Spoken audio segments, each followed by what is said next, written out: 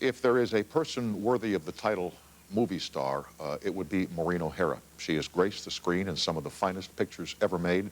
She returns to the screen in CBS's television movie The Christmas Box on Sunday evening at 9 o'clock, and we are honored that you have chosen this program to appear on, and we welcome you here to CBS. Well, thank you very much. Thanks for coming in.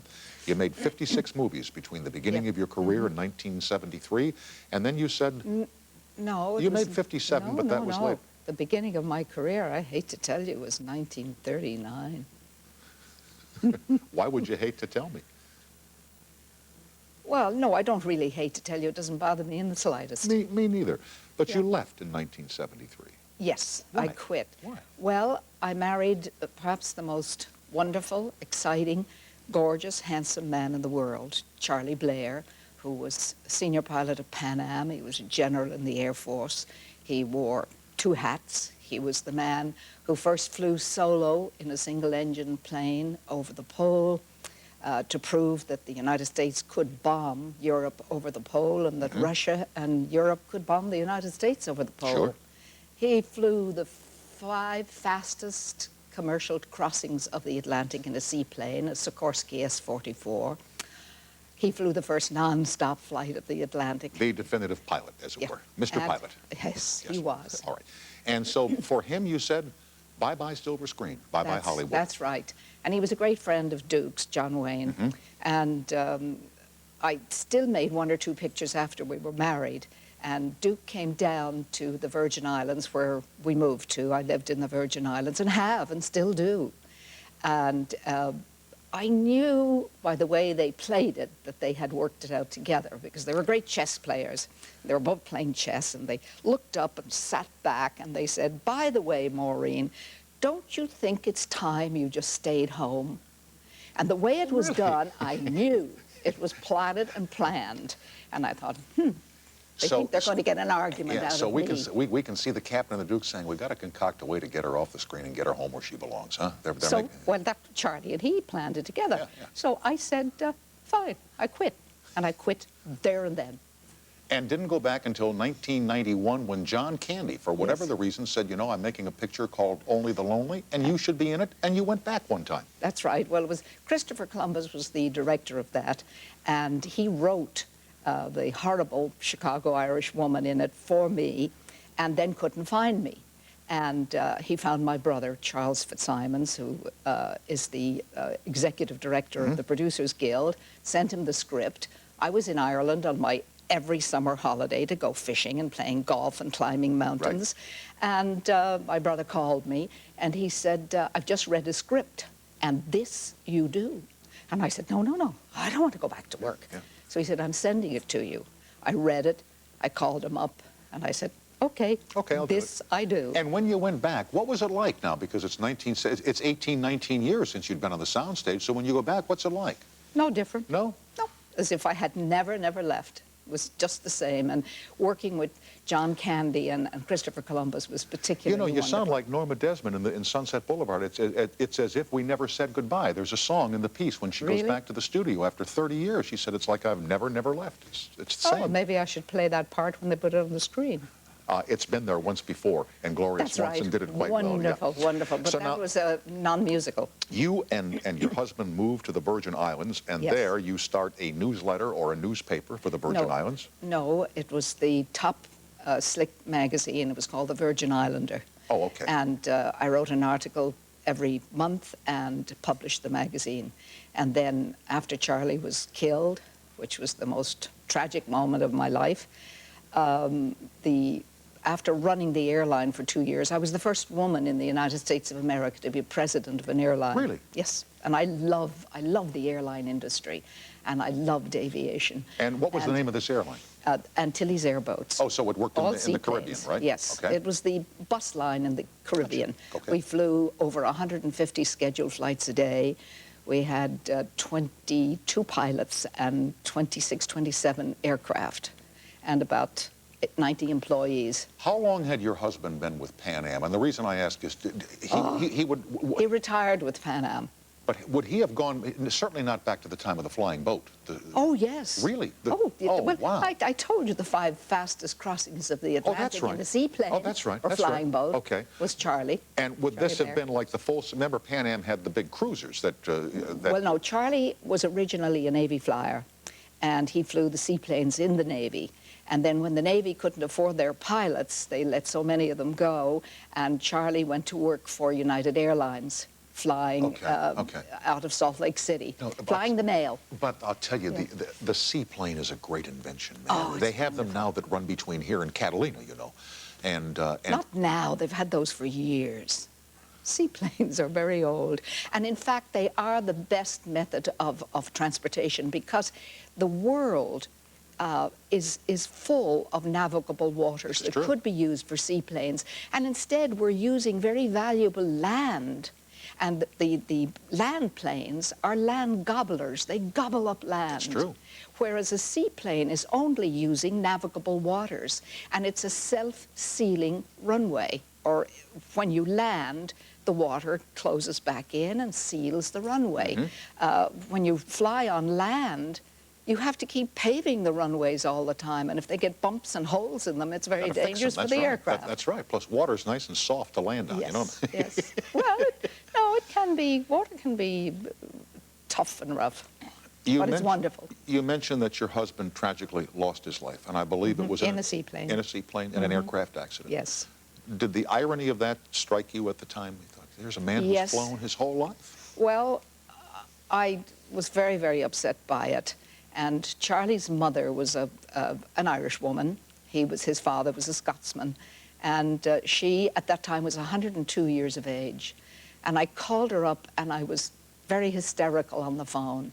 And this wonderful, tough lady said to me, she said, "Stop that nonsense. He died the way he wanted to."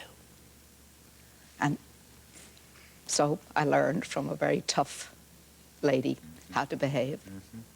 Sometimes it's hard to learn how to behave, isn't it? Yeah. Yeah. How are you on airplanes today? Are you okay? Yes, I used to be absolutely terrified, Really? but and one time I got caught in a hurricane between Dallas and New Orleans, going to New Orleans to do a benefit for the Italian Boys Town for Sinatra. And we got caught in the hurricane, and I was never so terrified in my whole awful, life. isn't it, when the thing Oh starts God, it bouncing was around, terrible. it's And awful. we were going upside down and sideways, and flame leaping up off the ends of the wingtips, which I afterwards learned was called, I think, St. Elmo's fire. That's correct. And really was nothing to be so worried about. But Otherwise- I was terrified. I thought we were going to go up in flames. Why would they name that stuff after a saint, for God's sake? I mean, geez, you know. Well, you know, you never can tell. Well, Maybe. we think of flames as being where there are no saints, you know what I mean?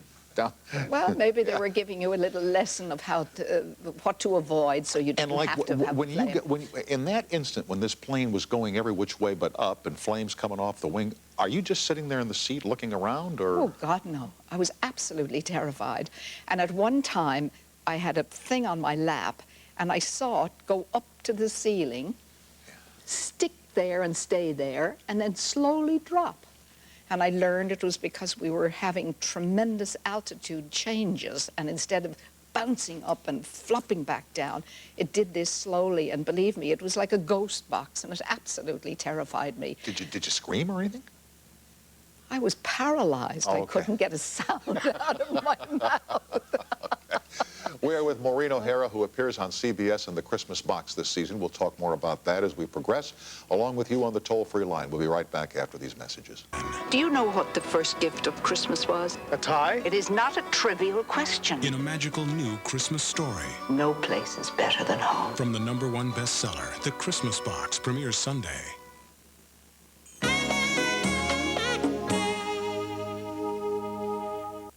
How much of a gourmet meal can I get for $2? Carol in Oradell, New Jersey. Hello.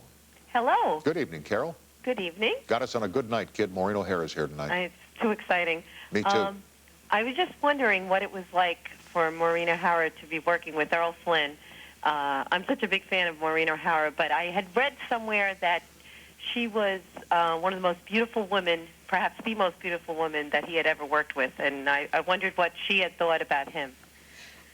Well, he was a very professional man to work with. He always knew his dialogue. He came totally prepared to work, and he was a pleasure to work with. I don't think I'm telling stories out of school when I say that he liked the vodka, and he used to Really? keep... Yes. Wow. And he used to keep a bottle full of water, and he would always sip on it, but it was really vodka. And by about 4 o'clock in the afternoon, Errol usually had to go home because it what a was too shame. far gone. But I can't tell you that the only thing I didn't like was so many of my love scenes, he was gone home, and it was an X on a little board. And I had to say, oh, I love you, to an X on the board. And I didn't have him looking back at me, so that wasn't nice. Yeah, yeah. But he was a fine, professional gentleman to work with. Uh-huh. And I'm told that in addition to the vodka, he did like pretty ladies. Yes, we've been told that, haven't we? Yes, we have. Yeah. In fact, I believe there's a little bit of, what's the word, a colloquial English, in like Flynn? Would you, I don't know, I don't think that came from Flynn. I heard that. My goodness. Carol, I'm glad you called. Thanks. Thank you very much. Thank you, Carol. Bye-bye. You're welcome. You worked with the legendary John Ford, whom you describe as the best director of all time. The best, the finest, between the words roll it and cut. You couldn't meet a greater director. But he was a tough, mean old devil. A taskmaster. How He tough, was- how mean. Well, he was a mixture. He was kind and sweet and wonderful, but oh, he was tough. And he and John Wayne loved to aggravate me and annoy me and try to, there's so many stories I can tell. Which one do you want me to tell? The best one. The best one? Oh, they did awful things to What me. did they do to you? Well, one that I particularly love, but I could sit here for a week and tell stories I know. about John Wayne and John Ford. I know you could. But most directors, We when I could was sit here for a week and yeah. listen to stories about John Wayne and Yeah. John Ford. Well, sitting on a cart in The Quiet Man, at the end of the race sequence, when John Wayne didn't take my bonnet off the stake, I was sitting there on the cart, and then he started to do my close-up of my surprise and shock and anger that he hadn't taken my hat. Most directors would have blown the wind machines in your face and blown your hair all back. But John Ford, no, he was a great cameraman as well as a great director. And he put the wind machines behind me, and he blew my hair forward, because my hair was then very long. And it was like wire lashing across my eyes, because red hair is very strong and wiry. Right, right. And he started yelling at me, keep your so-and-so eyes open.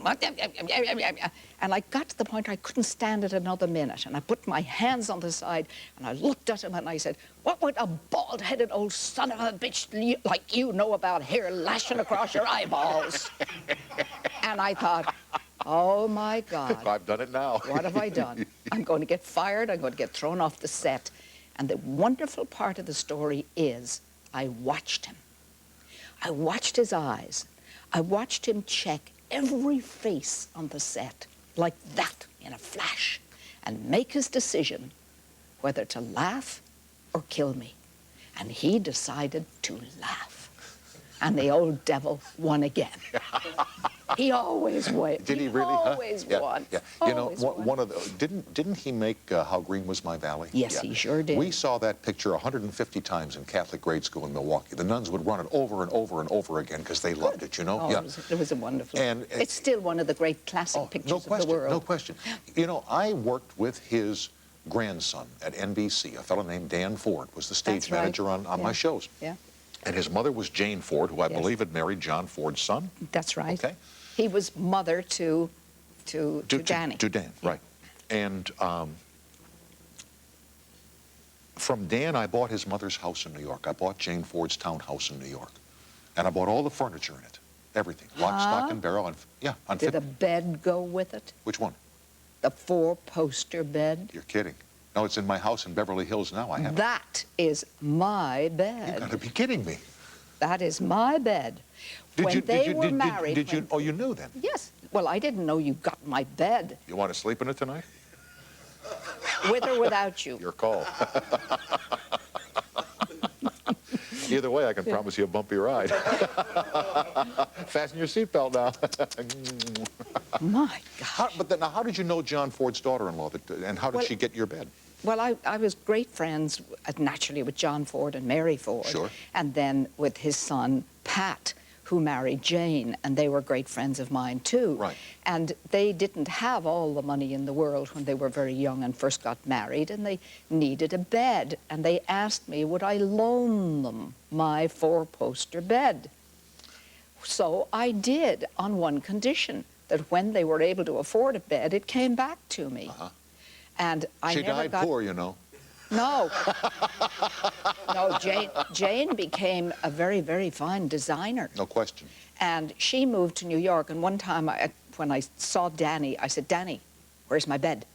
And he said, Mother has it in New York. And I said, oh, I want to find out where she is and tell me so I can get my bed back. And now you have my bed? You know what's great about that bed? What? Number one, it's a big four-poster, That's high, right. high off the floor. That's right. Secondly, I it's... hope you never fall out of it because No. you'll break your skull. I will. And the other thing is it's bigger than a king-size bed. It's a huge, huge bed. And you have to have custom mattresses made for it and springs because you can't just buy them in the store. They have, when I bought this house, I had it renovated, and I had put new bedding on the bed, and it cost me a lot of money to have a mattress maker in New York make up the proper bedding for your bed. Well, leave You're it already to me. steamed about this, aren't you? Yeah. I've been chasing that bed for years, and now I find it's here. It's here. Well, is it in L.A. or New York? It's in Los Angeles, man. Oh, well, watch out one of these nights. I'll be keeping an eye out for you.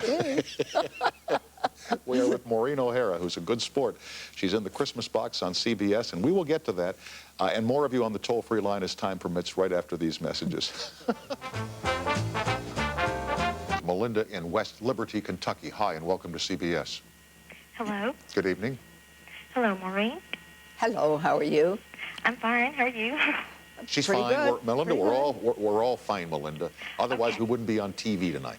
Okay, We'd be I in the just- hospital. Okay. I just wanted to say that Maureen O'Hara is one of my all-time favorite actresses, and I would like to know what her favorite film role is. Well, you know, you ask a silly question and you'll get a silly answer. Naturally, my favorite film role was The Quiet Man, and my favorite leading man was the Duke himself. John Wayne. John Wayne. And my favorite director, of course, was John Ford. But I did have other favorites like Henry Fonda and Brian Keith and Jimmy Stewart and the other wonderful people I worked with. And Charles Lawton, who brought me to America. Now, a lot of people say that Charles Lawton discovered you. You were pretty well along. You were pretty successful by the time Charles Lawton caught you. I believe you were 18 years old at the time, working in Dublin. No, I was 17, actually. Not that 1 year. What difference does 1 year make Yeah, in a lifetime? now especially. No, but... Well, if you're 100 a year, it makes a lot, but if you're 17 or 18... No, then it's just another year. Yeah. But I was in the Abbey Theatre in Ireland, and prior to that I had been in other local theatre. I had won every award you could win in Ireland, but it was Lawton who signed me out of the Abbey Theatre to make films with him in England, and my first film was Jamaica Inn with Charles Lawton. And Charles Lawton brought me to the United States of America to make The Hunchback of Notre Dame with him. And then RKO bought my contract from Lawton, which was a very sad day for me. I cried for weeks and begged him not to sell me. Oh. But he did. Yeah. And was that part of the pang of the studio system, that you could be bought and sold as chattel? Oh, Yeah, yeah. yes, because finally RKO bought me from Charles Lawton. And then John Ford cast me in How Green Was My Valley.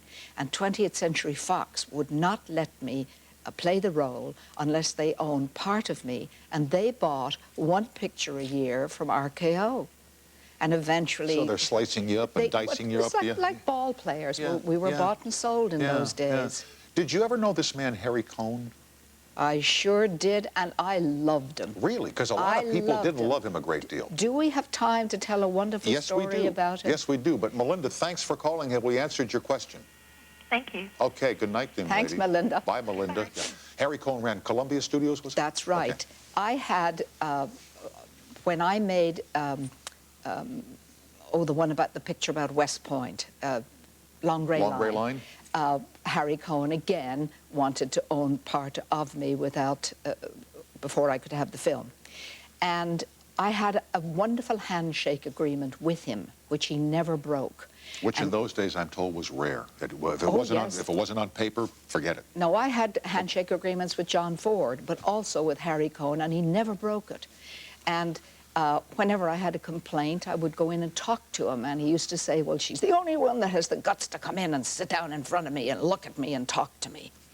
But one day, he had a lady secretary and a male secretary, and one day I got a phone call, and it said, Mr. Cohn wants to see you. You're to get in here right away. And I thought, oh, my God, what have I done? I'm in trouble now. Yeah. So I went in, and I went into the inner office, and he gave me a kiss on each cheek, and he said, sit down. He said, I want you to stay with me this afternoon. He said, I know your background. I know you come from a clothing business family. And he said, I know that more than anybody else, you understand Jewish people. And he said, this afternoon, my 2 sons are becoming Catholics. And you know what that means to a Jew. Would you stay with me? I sat there with him, and he kept looking at his watch, and then the tears rolled down his cheeks. And it was very sad. Wow, it was very sad. Of course. And when it was finished, he said, well, he said, it's done now. He said, you can go, Maureen. And he got up, and he gave me a kiss, one on each cheek, and he said, thank you. You can go home. It's a marvelous story. But I've told it to so many people that here was a man, a kind, lovely, wonderful man, but a tough businessman. Nobody wants to print that story about Harry Cohn. No. Nobody wants to know that he was a nice man. You see, all the stories I heard was that Harry Cohn was a despot, that he was the toughest guy in Hollywood, and that he'd break the back of an actor over a contract. Not so. No, he never broke the handshake agreement with me. You know the story Red Skelton, Red Skelton used to tell, I believe. Red Skelton was, I'm told, was at Harry Cohn's funeral when he passed away, and he did the eulogy. And there were thousands of people at Forest Lawn. And Skelton said, we know why you're here. As Harry Cohn used to say, give them what they want. No, I loved Harry Cohn, and he was very good and very kind to me, and I found him to be a man with a big heart. I'll never tell that story again. We will continue. Please do. Okay. We'll continue with Maureen O'Hara, and we'll talk about the Christmas box on CBS after these messages. I will not have done my job and served your needs. Right. This picture is for television, and the Christmas box is about? It's, well, it's about a very domineering, slightly bad-tempered, likes her own way, old lady who lives alone in a great big house. She's very wealthy, but she has a bad heart problem. I wonder who that person would be. I wonder who would play that role. I don't know. But anyway, her lawyer is so terrified that she's going to die alone in this enormous house and nobody will find her for weeks. And he convinces her to hire a young man and his wife and their little girl, and that's Richard Thomas and Annette O'Toole and Kelsey Mulrooney, to come into the house to take care of her, the wife to cook some meals for her and the husband to take care of the garden. Mm-hmm. And it's immediately she dislikes of course. The young man, and he doesn't like her. We don't need these people around here. No, and the wife says she's not as tough as she pretends to be. And it is the solving of the problems between these people and the learning about love and about what the first gift of Christmas was. And it's a really very beautiful story, and you'll need a box of Kleenex when you see it. Good. And of course, the first gift of Christmas was the Christ child. It is the birth of the baby Jesus. It's his birthday. It sounds wonderful. I look forward to seeing it. Please look at it. I shall indeed, and I'm glad it's going to appear on CBS. When you were here in the glory days, how big was Chasen's restaurant in this town? You know, it's gone. Oh, the best. Yeah. Oh, I was there just before it closed. Yeah. I had my own table there, as a matter of fact. I'm sure you did. And I went at least once a week to dinner there, and it was wonderful. And Dave Chasen lived across the street from me on Stone Canyon Road in Bel Air, and we were great friends. And We really miss Chasen's. It's a shame that Tell it's me about it. gone. It's a crying shame. It is. And your sister is a nun? That's right. Really? As a matter of fact, something very interesting happened today. Really? I talked to my sister who runs Marycrest Manor. My mom lives there. That's what she told me. You beat me to it. I was going to tell you that your mom was there. In her bed. I'm sleeping in her bed, and her sister's running my mom's life. Jeez, Yeah. what the hell's going on here? What is this? This is your life, Tom Snyder? Jeez. What's your sister's, Sister Mary? Sister Margaret Mary. Oh, sister, I know her. She's an angel in God's heaven. She is. Oh, she's wonderful. Brilliant woman. Yeah, brilliant. Has her degrees from Scotland, has her degrees from University in Dublin, and from Loyola University in the For United heaven's States sake, of America. your sister She's is a very brilliant, I know brilliant she woman. is. Your sister is Sister Margaret Mary. That's right. And she never told me. Well, The nerve of she's that too- nun. No, she wouldn't do that. She wouldn't do I that. guess not, yeah. Oh, she's terrific. She Absolutely. really is. She's wonderful. Yeah, and so you called her on the phone today? Hi, she's fine, of course. Oh, great. Yeah, you're going to Well, see her while you're here? I do all the time. Well, We chat good. every couple of days. We Good. have to get up on things. You know, oh dear, what was the wonderful singer that used to sing with Jack Benny? Dennis Day. Dennis Day. His mother went in with, as we call her, Auntie Peggy at Marycrest Manor. Oh, it's and Auntie Peggy, is it? to all the nieces and nephews, Yeah. to recuperate from some surgery. Yeah. She was so happy there, she refused to go home. Oh, I know. I know. It's Yeah, wonderful there. yeah. But now, if I called Sister Margaret Mary Auntie Peggy, I'd go right across the face. Maybe not. Maybe not. That's very sweet. You can try it. I'm going to have a copy of this show made and sent over there first thing in the morning so that they can watch this, you know, because they get to bed early over there. Yeah. That's right. I mean, I could talk to you all night here, but the other thing is, you know, we all love this picture you made with Edmund Gwynn and with Miracle on 34th Street. Miracle on 34th Street with electric trains and Santa Claus, and Yeah. when they bring all the letters in addressed Yeah, to Santa yeah. Claus. And now they run it, it's the colorized version. Do you object to that being done to that picture? Well, the first time I saw the colorized version, which was many, many, many years ago, I had purple skin and green hair, and I thought it was awful. But today, I'm quite sure that the technological Yeah, yeah, advances yeah. are very fine, and I'm sure it's different today. But I have never seen it in the modern colorized version. If I see it in but I color- like it in black and white. So do I. If it's in color, I turn the color off on the TV. Well, and then I you would- get it in black and white exactly. anyway, so And there you are. look, so what will you do for Christmas? Where will you be? Well, you know, we're a huge, big Irish family, I know. and when we all get together, there's a little over 30 of us. So we'll all be having dinner together. Naturally, not sit down, because you couldn't sit that many people No, down. no. We'd have to go to a stadium somewhere. Sounds terrific. Happy Yes. Christmas and Happy New Year, and thank you for gracing our stage tonight. Well, thank you, and a very Merry Christmas to you, and take good care of my bed. I shall indeed. I will Okay. sleep warm tonight knowing that you have been there. You mean you're sleeping in it? I certainly am. My goodness gracious. I hope you don't fall out. Me Or too. maybe I do. Maybe I hope you do fall out. You know something? If you want it back, I'll send it to you. Huh? If you want it back, I'll send it to you. One of these days, yes, please. Okay. I'll take it. Okay. All right. Let me know when. Yeah, okay. I will. We will continue with Colonel David Hackworth after these messages. Thanks for watching. We'll be right back.